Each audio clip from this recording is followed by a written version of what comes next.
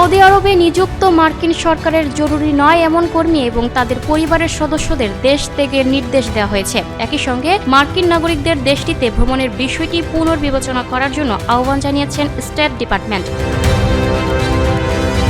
সোমবার ৯ মার্চ স্থানীয় সময় ভোরে উপসাগরীয় দেশগুলোতে ইরানের ড্রোন হামলা অব্যাহত থাকায় যুক্তরাষ্ট্রের স্টেট ডিপার্টমেন্ট এই নির্দেশনা দেয়।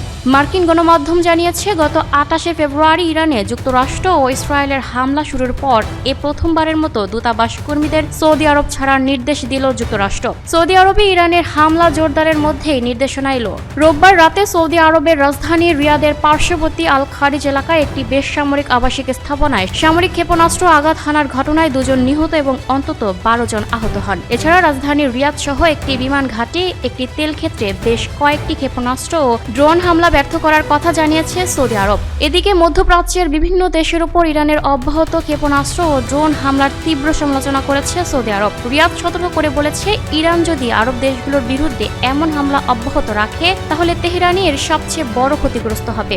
সোমবার সংবাদ মাধ্যম আল জাজিরার প্রতিবেদনে বলা হয়, কয়েক ঘন্টার মধ্যে সৌদি আরবের বিশাল সাইবা তেল ক্ষেত্র লক্ষ্য করে অন্তত ৪টি ড্রোন হামলার পর রিয়াদ তেহরানকে এই সতর্কবার্তা দিল। Lucky Akter, People Voice Television, Dhaka.